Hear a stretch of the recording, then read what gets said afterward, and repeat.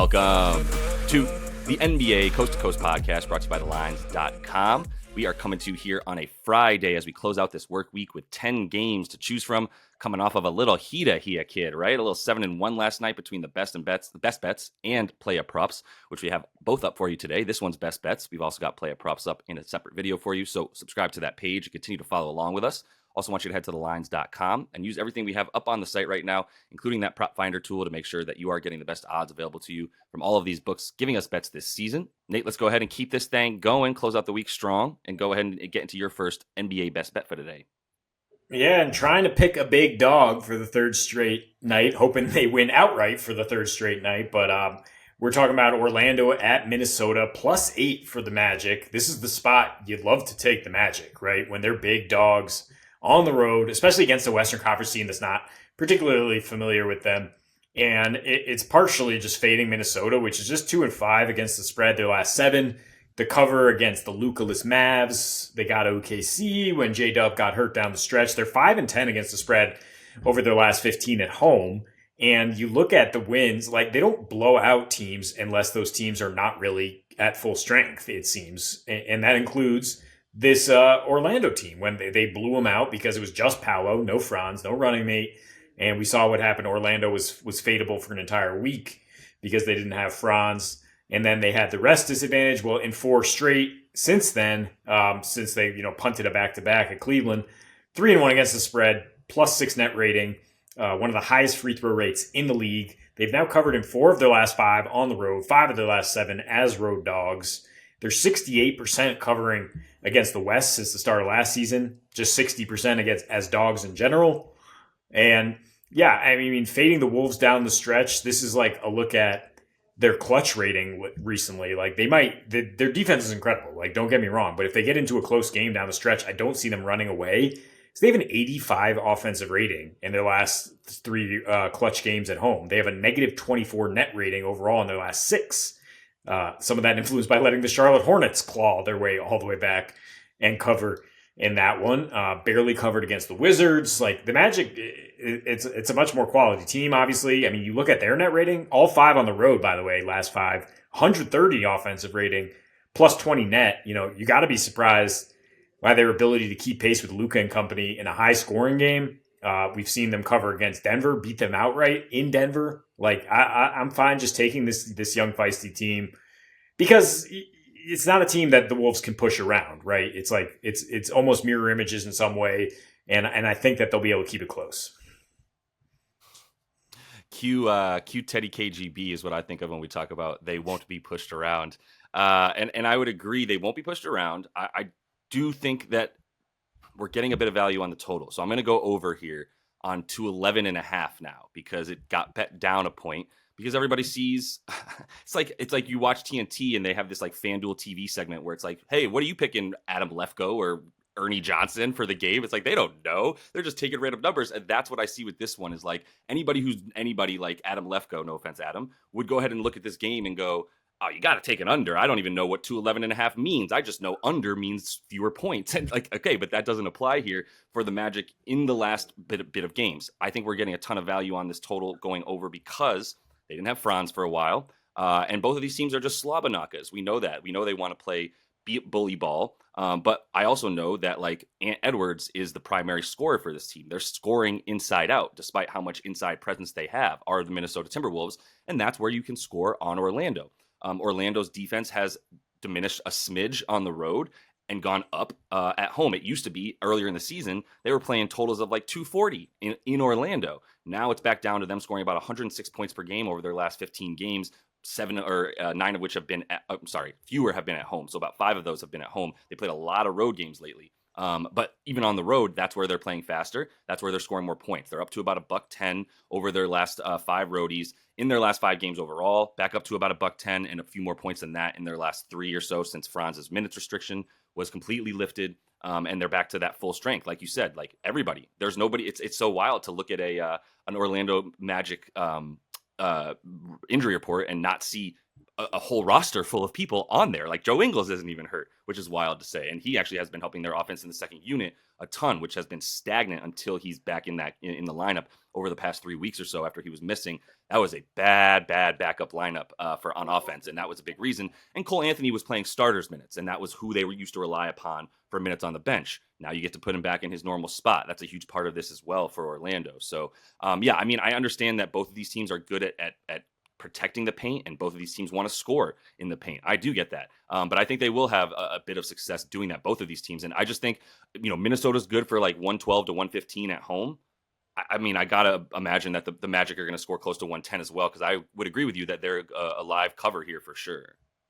Yeah, sounds like a parlay. I mean, Magic +8 and the over, which is kind of counterintuitive. Sometimes you want the under if you want the dog, but I think, yeah, the last time they traveled to Minnesota when they had Franz, they won 127-120, very high scoring. And it wasn't even like Franz and Paolo both had bad games. It was the second unit coming on strong, and now they're full strength. Cole Anthony playing well, Markelle Fultz, like, yeah, they're going to be able to come at you in waves, and the Wolves, that second unit, not nearly as daunting defensively. So I think we'll be able to make up some ground there if the starting lineup isn't able to get off to a hot start necessarily. Let me keep it over here. Portland at Denver, over 220.5. I pivoted off the Grizzlies over 224 because, I mean, Memphis is just literally might be throwing out the G League here. But the Dubs are going over. I mean, we'll talk about a player prop from that one if you do want to target it based on that injury report. But let's look at Denver. I mean, they've been on the road a lot lately. And we know when they're home, they score more. I mean, they've been trending under in general a lot lately as well. But they have hit 220 in 8 of their previous 10 home games before they got the stripped down 76ers, and then they got to 220 with the Bucks, which was kind of a weird game with Doc Rivers' debut, and the pace wasn't there. Like, the Bucks were kind of playing with kid gloves, weird stuff. But now we get Joker versus DeAndre, and it's licking your chops, barbecue chicken time, right? He loves to teach this young kid some things. His last 10 against him, 32.5 points per game on efficient splits. Last 10 in the regular season for Ayton, he has come back with 21 points per game, 61% shooting. He's got absolutely roasted in the playoffs, has been able to do nothing, but this is just a regular season game. And what we do know is he will not be comatose. He will have a pulse in this game because he's playing the Joker, and he's got respect for him.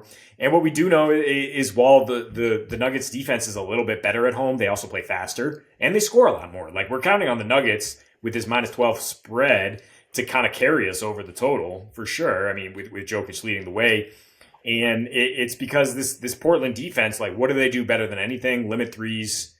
Denver has the second lowest percentage of points off threes in the month of January. At home, they score the 6th highest percentage of their points in the paint. In general, Portland allows the 3rd most paint points on the road. So it's a tailor-made matchup for Denver to keep scoring. And you look at the game log, I mean, they've averaged 236 when they've gotten together in the last 4. Jeremy Grant narrative, etc. Like, he comes with it, 21 points a game. It's just, I mean, I like what I'm seeing from this Blazers team in terms of just fight. We saw them spoil Dame's homecoming. Get that one to 235. I think they can keep pace enough to help us get over that total. Yeah. Joker's questionable still, I will say, because I was looking at his props as well. We need him to play. I don't know. I'm not going to try to predict, like, Joker trying, trying, yes. I would predict Joker trying in certain games where he just he looks, like you said, he looks at DeAndre Ayton across the way and he goes, 40 piece is so live right now for me. If I want it, I could just go get it. Like when he did it to Gobert, goes, brother, I have 41 right now. He would be doing that to DA. I hope he plays because I fully I'm on board with an over in this game if he plays. I think 230 is a lot more live. And if you look at when these games go under, it's when you got 2 playoff teams, right? Like that's what I attribute to the Bucks and the Nuggets more than anything, is like when you get 2 teams that are like that. Now, the Embiid Nuggets versus the Nuggets was a little different. I think Embiid was like, this is my time, and he's always going to try to score as many as he can to outdo Jokic. But at any rate, I like the pick as long as Jokic plays. So definitely just keep a quick eye on that. And if he does play, there's a solid, Jokic 25 or 30 plus, and the win 30 plus would definitely get you some plus money there. So let me go ahead and take our last best bet here with the Pelicans. Taking a team total over. I still think that they're live for a lot of points are these Pellies, and it's 120.5, and they're playing the San Antonio Spurs, who are not good at defense. I will not waste your time by telling you all of the categories that they are the bottom 3 in when it comes to defensive metrics, but you can go ahead and look it up. It won't take you very long to see that it's all of them. The Pellies have gone over in their last 3 of their last 4 versus San Antonio with this number right here. And both games this season, they put up 146 at San Antonio last time, where this game is being played in this one. And they have been playing a lot faster on the road. They've been giving up a lot more points on the road, which only just leads to them needing to score more and not really taking their foot off of the gas. I mentioned this the other day when I incorrectly picked them to lose to the Houston Rockets. And they came out, and the Rockets have showed us that they are going to backslide. And we can go ahead and predict that now, that they are not going to be the team that they were at the beginning of the season. But more importantly for this one, for the Pels, the points would have been there if Houston could have hit the Bronx side of a barn. But they were just completely off the whole game, even though they had a good number of uncontested shots.